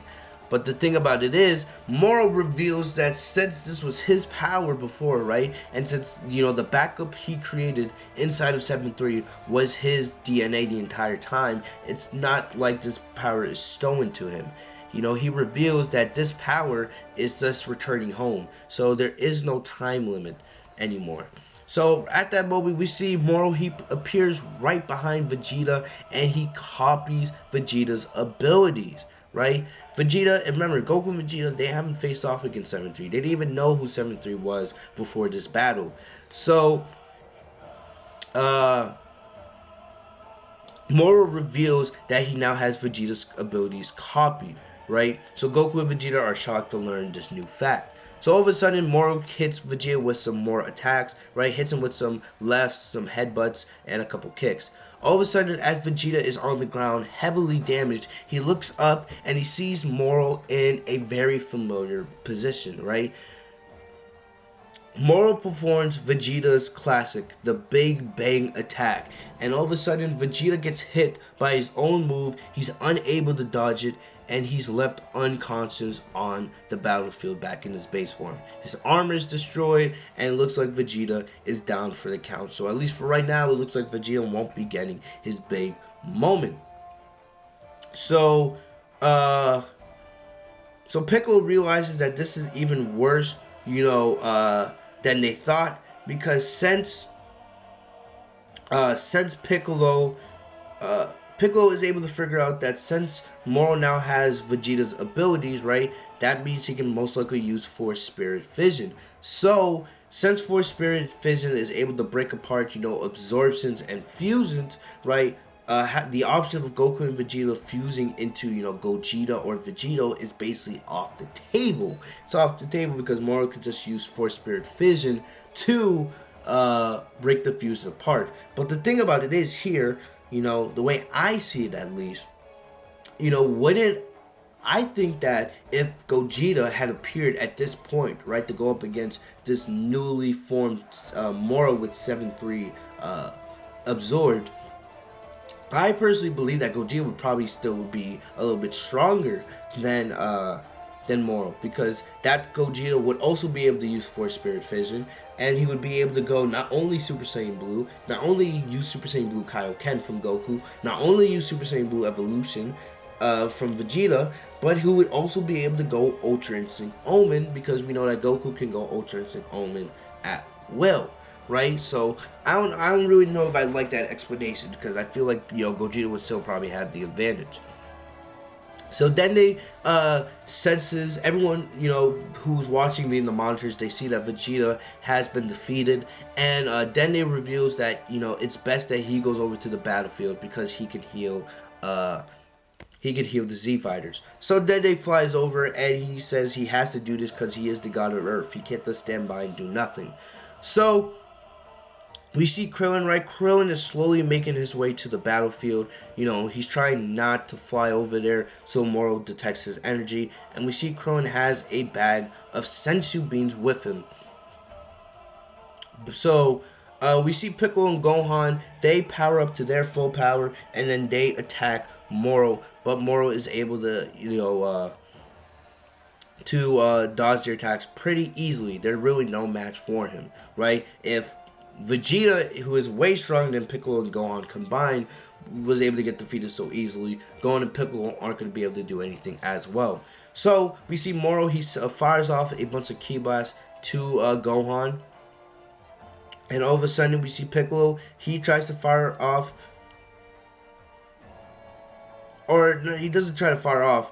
We see that as Gohan, is getting hit by Moro's Ki Blast, Piccolo uses his stretchy arms to try to grab a hold of Moro. Moro fires off a Ki Blast at Piccolo, this trying to force Piccolo off him, but Piccolo reveals that, I'm not letting you go even if you kill me, right? And Moro states that, the reason why he's not killing any of the Z Fighters is, he plans to consume their energy as his meal. So it's going to be interesting. Will this be a mistake that Moro regrets later on? He could have killed the Z Fighters right here, right now, but he's keeping them alive because he plans to devour their energy. So at this point, we see Gohan, right? Gohan is still in the fight. He fires off a galactic donut to try to hold Moro in place. So you have Piccolo using the stretchy arms, to try to hold Moro's legs, and we have Gohan using a galactic donut.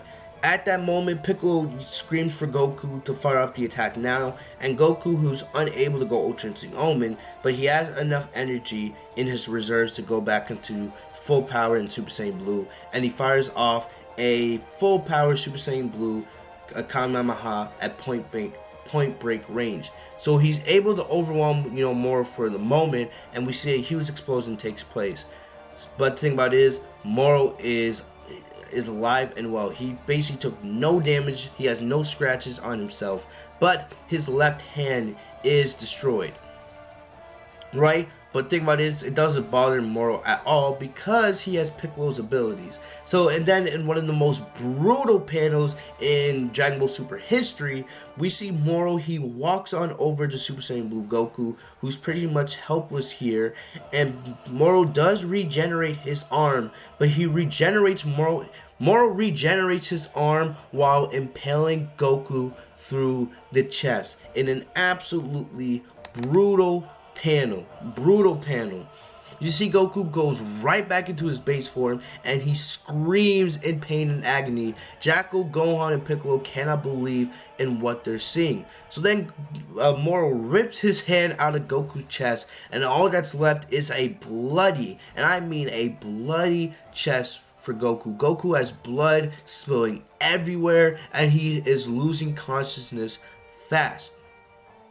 So Moro reveals that he forgot to mention that the abilities that 7-3 copied before are his now forever with no time limits. So Moro not only has the power of 7-3, he also has his magic, and he has the powers of Vegeta, Piccolo, and Gohan to use whenever he wants for the rest of his life.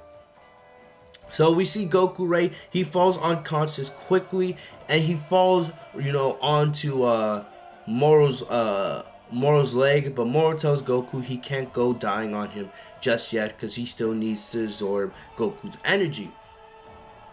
So, Moro points out his fist as he is about to absorb Goku's energy, but Gohan steps up to try to, stand up for his father. Gohan gets very angry, something we rarely see in Dragon Ball anymore.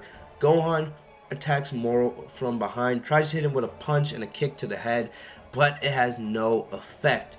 So basically with one punch, right, with one backhanded punch from Moro destroys all of Gohan's teeth and Gohan falls unconscious, right? So now Piccolo and Jackal are the only ones left on the battlefield. So basically, Dende uses telepathically to get in contact with Piccolo and let him know that he's on his way to the battlefield to try to heal them. But Moro, since Moro has Piccolo's powers, he's able to tell that Dende is on his way to the battlefield, right?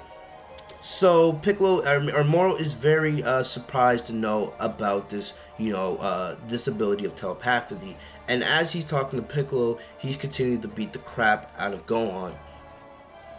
So, basically, Moro has no plans on letting Dende restore the energy of the Z Fighters. So he creates a barrier that contains only him and the rest of the Z Fighters in it, so that nobody will be able to get inside. So as Dende arrives to the battlefield, Dende sees the barrier and he can tell that he is unable to get inside of it.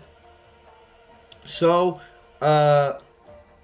as we see Krillin is close to the battlefield as well, but he notices, that there's a barrier there as well. And then we see Moro, he sends Piccolo and Jackal flying. We see 17 and 18, they are still up and moving, but with just one double finger attack, Moro just destroys 17 and 18 and leaves them unconscious as well. So Piccolo apologizes to Jackal, right, for not being able to help him and for failing here, but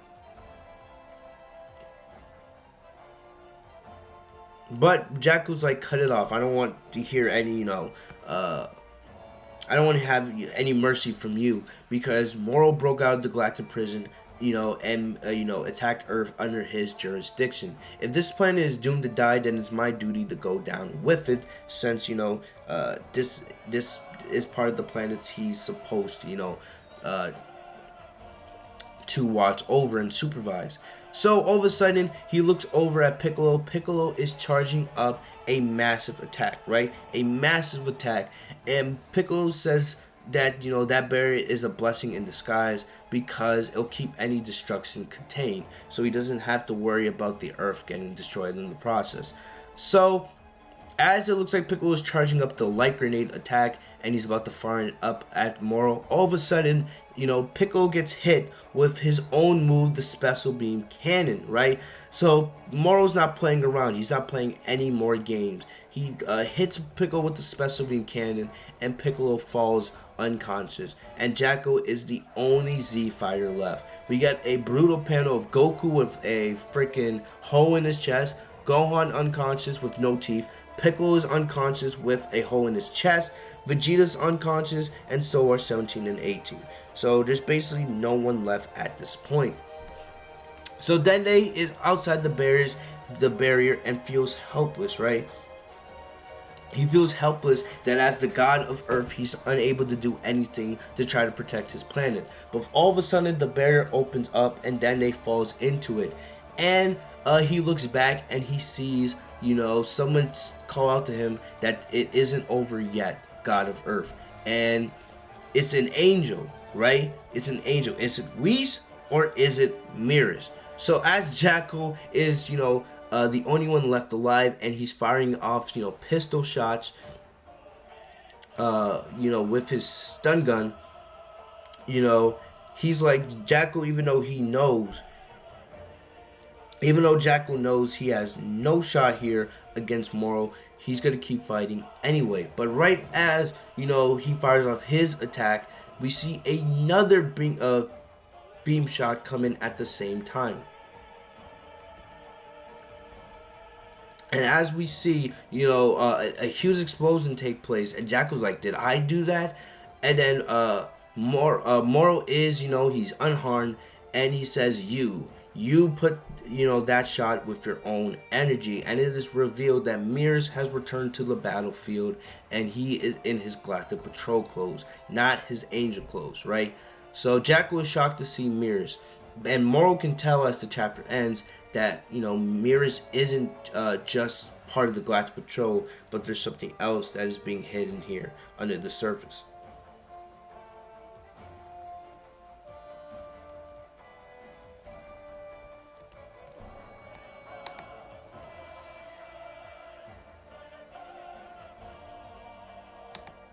So heading into chapter 63, this is called Mirrors' Revolve, right? And remember, chapter 60 was titled Mirrors' Miscalculation. So this is Mirrors basically coming up with a solution to what happened with Goku and Moro earlier. So Jackal asks Mirrors where the hell has he been. Mirrors states that he had to, deal with other matters. That was, Whis and Beerus. So Basically, Mirrors states that he's only come back to finish up some training, and that training is Goku's training, right? So all of a sudden, Jack was like, "Where did everybody go? Right? What happened?" And Mirrors reveals to Moro that all the Z fighters have been taken away from the battlefield. So Moro doesn't believe that, so he takes down the barrier, and he can tell that all the Z fighters are gone. There's nobody around. And at that moment, we see Mirrors. He comes flying at Moro, and he grabs his pole, the same pole he used to train with Goku, right? So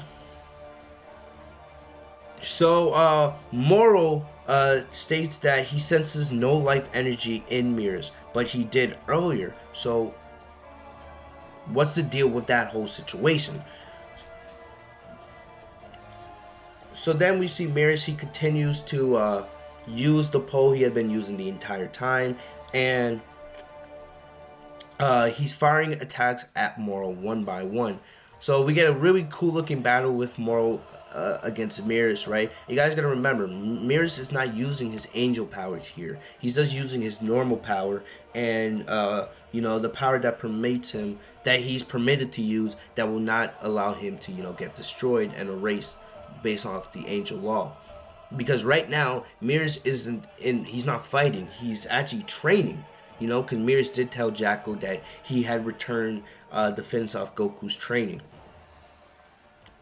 So we see here Mirrors does a cool move where he de-extends his pole right as Moro comes flying, and then at the final moment he re-extends it, and it hits Moro clean in the chin. So Moro's like, I see, you're definitely not Galactic Patrol. You're something much, much stronger.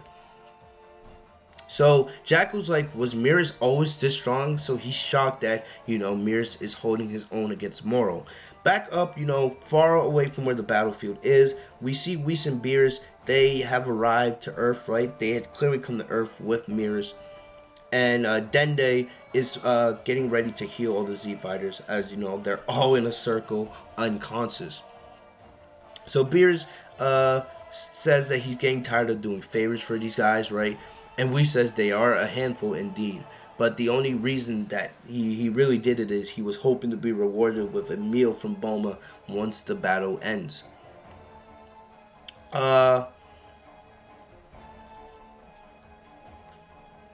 Beerus then asks Whis, where is Mirrors? Because, Mirrors did come to the planet with them. Whis says there's no harm in leaving him behind, and Beerus says, alright, whatever, one less mouth to feed means more food for him. So we see Dende proceeds to, Dende proceeds to heal Goku first, right? And Gohan, who is still barely conscious, even though Gohan has no teeth, he asks Dende if Goku is going to live, if his dad is going to make it through this.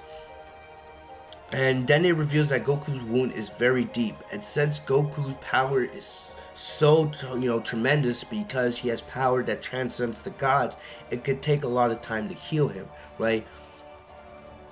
So Gohan tells Dende to heal him last, focus on healing Goku, Piccolo, and Vegeta first. So we see Goku does come back alive, and you can see that the huge wound where Moro had impaled him earlier is healed, right? Even though there is a big scar. But I'm not gonna lie, the scar looks really cool on Goku. So Goku asks Dende where Moro is, and Dende reveals that he's fighting the angel, and Goku's talking about Mirrors, and Goku knows that Mirrors is not supposed to be battling, and if the battle continues, it is likely that Mirrors is going to end up destroyed, because he'll get erased for erased for breaking the angel law. So Goku tells Dende to heal the others. He's gonna go off and help Mirrors, and he thanks Dende for all the help.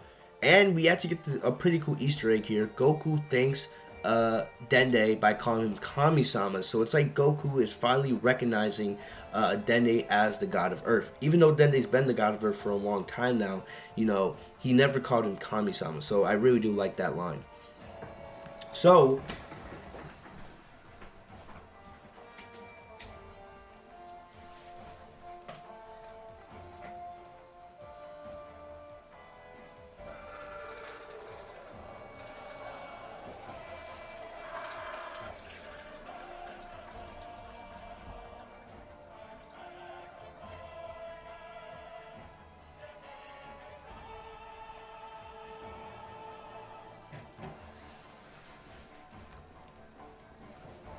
So anyway, had to take a sip of water. Anyway, as we see Mirrors and Moro continuing their battle, Mirrors is still able to dodge most of Moro's attacks, but Moro is finally able to kick Mirrors' staff, up into the air, and he hits a huge headbutt on Mirrors that sends him flying. But he fires some ki blasts in Mirrors' direction, but Mirrors is able to dodge most of the ki blasts pretty easily. He extends to go get his pole, and he's able to get it barely in time. So Moro asks Mirrors if he was concealing his true strength the entire time, right? Because he wants to know why Mirrors, refuses to fight him with hand-to-hand combat. Why is he relying on the tool? At that moment, we see Goku arrive back to the battlefield, and he tells Mirrors to stop fighting because he knows if Mirrors continues to battle, he'll get erased. Mirrors looks at himself, and he sees that for now he's still intact. But right at that moment, he tells Mirrors to back off, that he is, going to fight Moro now. So Goku powers up into Ultra Instinct Omen for a third time. I'm not going to lie, the visual looks really cool with, Goku having the scar and the ripped up gi.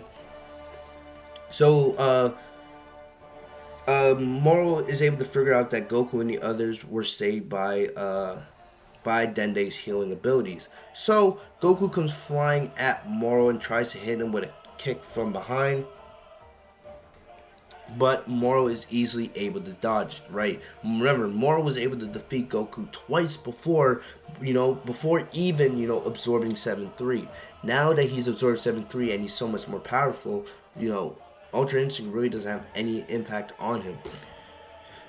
So Whis and Beerus, as they're flying through the air, they're able to tell that Goku is fighting Moro again with Ultra Instinct Sign. Beerus asks if Goku can win using Ultra Instinct Omen, but Whis very much doubts it. And as we stasis, we see Goku sent back into his base form, being defeated for a third time using Ultra Instinct Omen. Beerus is able to use his power to keep Goku from flying into the rocks. So Goku gets frustrated because he believes all the time that he spent with Beerus didn't work. But Beerus says that the training did work. He just needs one last push to trigger it. Right? At that moment, we see that a hand comes out of the sky, and this is, Moro using Piccolo's stretchy arms to the ground because he wants to, copy. Because Moro attempts to copy, Beerus' abilities. But at that moment, Beerus brings out his staff. He has his angel staff, and he uses it to rip Moro's hands apart to keep him from, succeeding. So, Moro just regenerates his hand as he sees that he's unable to copy Beerus' power, right? But then as Beerus and Whis continue to fly, they notice that Beerus is starting to use his angel powers. And, Whis says that he can't do anything because he is under Beerus' authority, right? So, basically, the reason why we states this, he knows that if anything happens to his brother Beerus, it's not going to be on him. It's going to be on Beerus, because at the end of the day, Whis only does what Beerus tells him to do. He's only, Beerus' attendant at the end of the day. So I love how, Whis was able to come up with that, smart but snarky remark. So, as we see Moro, he tries to attack Beerus once again. Beerus is able to dodge him pretty easily using his staff. And then Beerus starts going on a monologue talking about how he was born an angel that's meant to maintain a neutral position outside of the balance of good and evil, right? We see Beerus, he's able to pin Moro down and able to destroy the crystal in his left hand.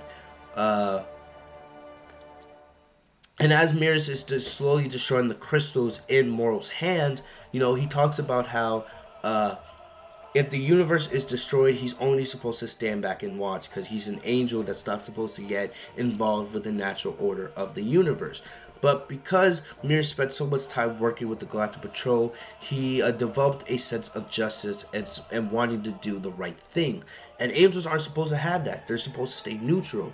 But Mir has come to the conclusion that he doesn't matter. He doesn't care if he's an angel or not. He believes in what's good, and he wants to, do whatever he can to protect the peace in the universe. It's basically the opposite of Zamasu at the end of the day, right?